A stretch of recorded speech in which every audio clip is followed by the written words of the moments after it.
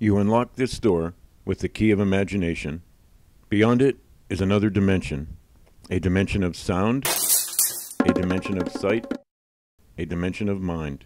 You're moving into a land of both shadow and substance, of things and ideas. You've just crossed over into the Timiges Zone. Seatbelt, sir.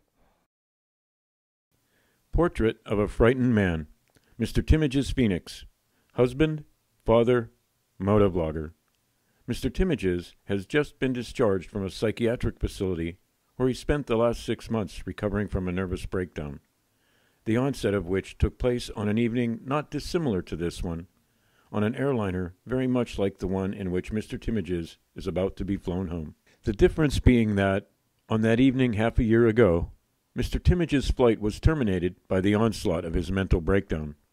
Tonight, he's traveling all the way to his appointed destination, which, contrary to Mr. Timiges' plan, happens to be in the darkest corner of the Timiges Zone. Fasten your seatbelt, sir.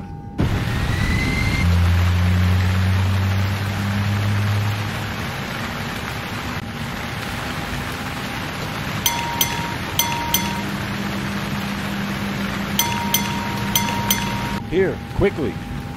May I help you? There's a monster out there. What? Sorry, it must have been Can I get you anything? a glass of water. Here you are.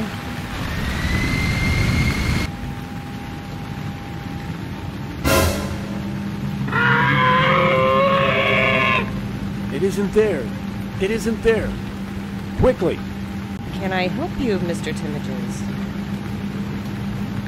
Are we going into a storm? Just a small one. Nothing to worry about.